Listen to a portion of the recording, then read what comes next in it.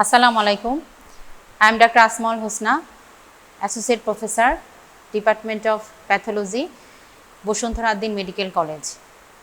Dear student, welcome to you all today's pathology online session. Today I am going to discuss about a new topics, inflammation and repair. First of all, you have to know about the definition of inflammation. Inflammation is a response of vascularized tissue to infections and damaged tissue that brings cells and molecules of host defense from the circulation to the site where they are needed in order to eliminate the offending agents. Inflammation is best defined as a complex reaction of vascularized living tissue to local injury. Now the historical highlights.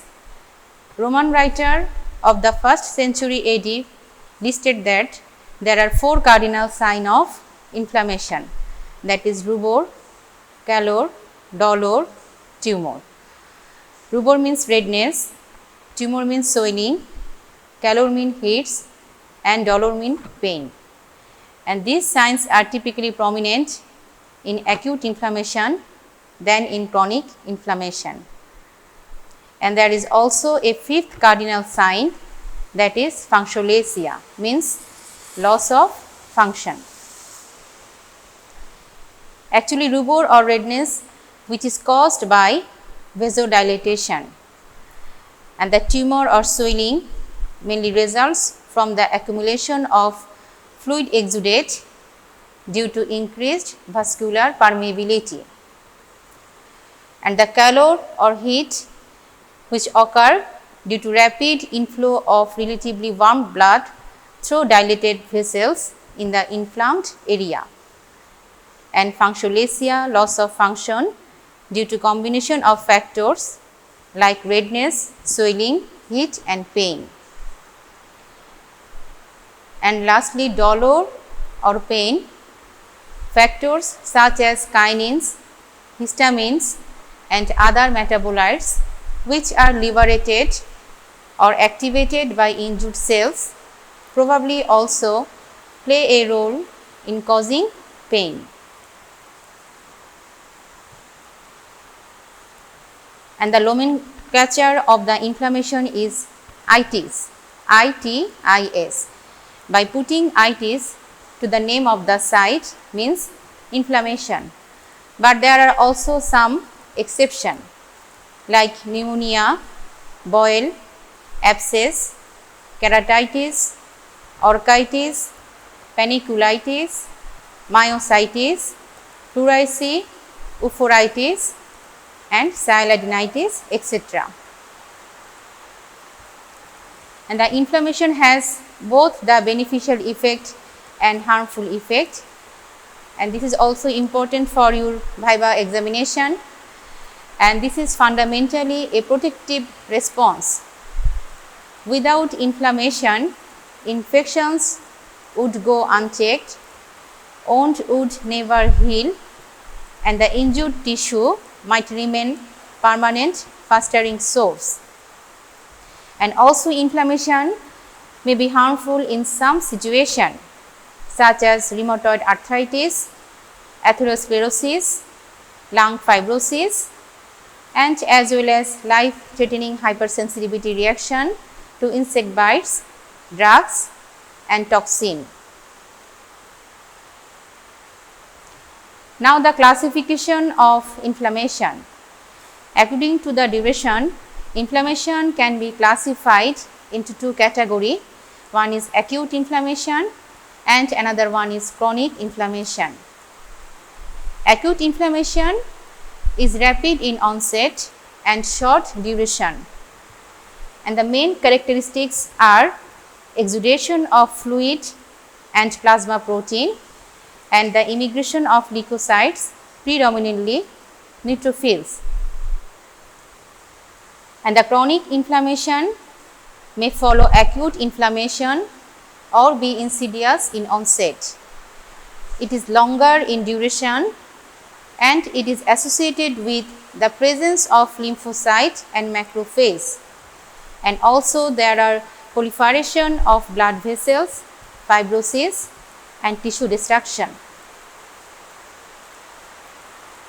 What are the stimuli that are responsible for acute inflammation? The acute inflammatory reaction may be triggered by a variety of stimuli like infection. Infections may be bacterial, viral, fungal or parasitic.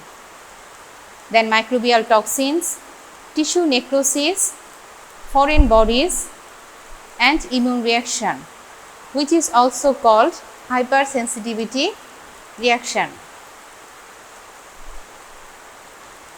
What are the major components of acute inflammation? Acute inflammation has three major components. Number one, alteration in vascular caliber that leads to an increase in blood flow. Number two, structural changes in the microvasculature that permit plasma protein and leukocytes to leave the circulation.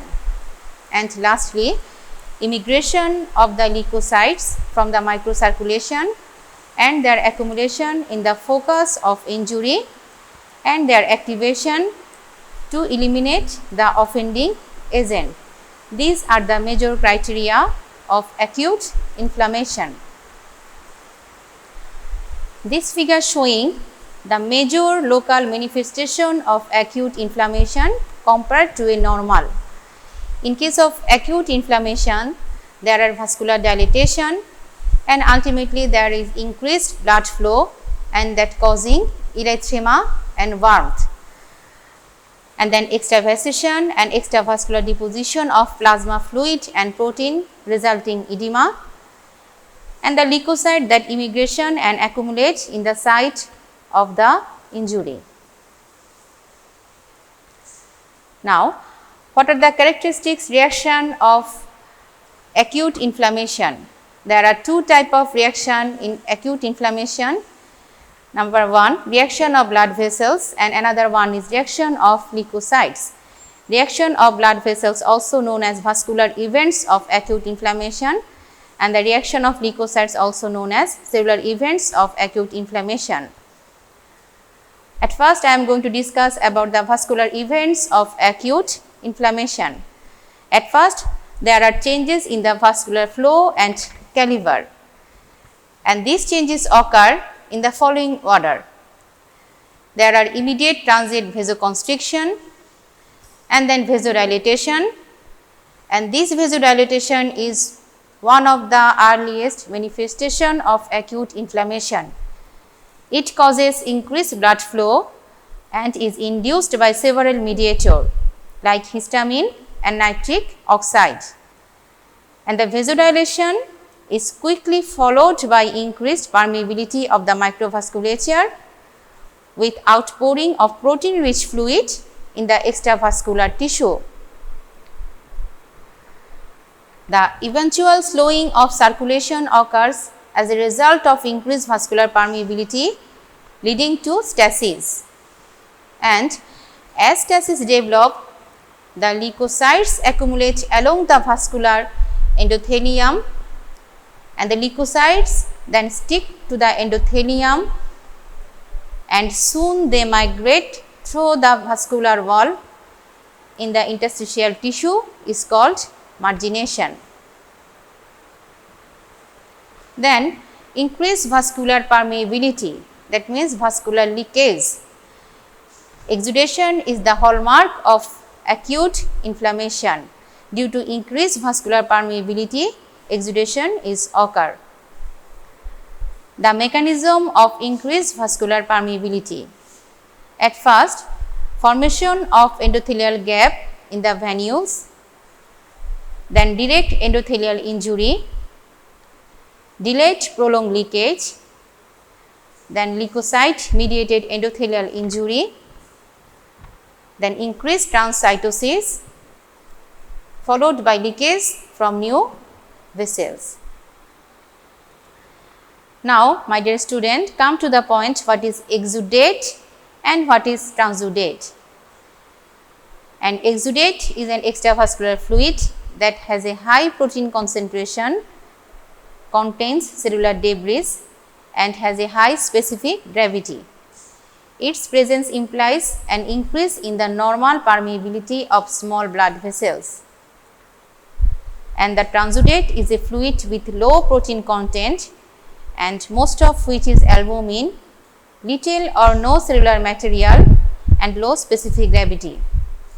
It is essentially an ultrafiltrate of blood plasma that result from osmotic or hydrostatic imbalance across the vessel's wall without an increase in vascular permeability.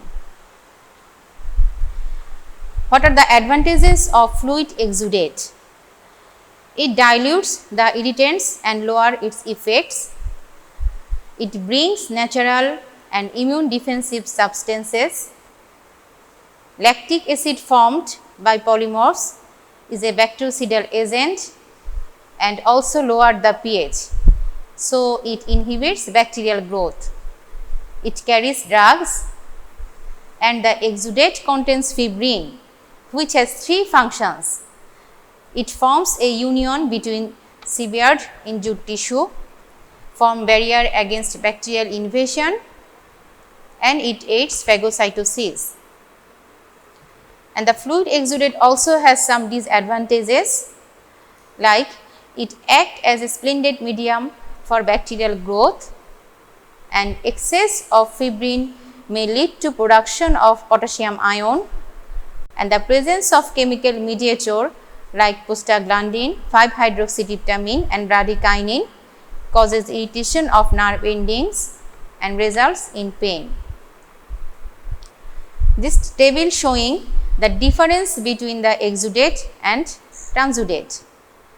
The total protein concentration is high in exudate, which is more than 3 gram per dl, and less in transudate, that is less than 1 gram per dl. The fibrinogen is present in exudate and not present in transudate. The specific gravity is high in exudate and low in transudate. Among the cell, acute inflammatory cells are plenty in exudate and a very few number present in case of transudate. Then, what are the causes to producing exudate and transudate? Exudate is occur due to increased vascular permeability, and transudate occur due to hydrostatic imbalance across the vascular endothelium. And exudate which mainly occur in case of inflammatory condition, and transudate which occur in non-inflammatory condition. That is all about today's session, my dear student. Inshallah, see you again in our next class. Till then, Allah Hafiz.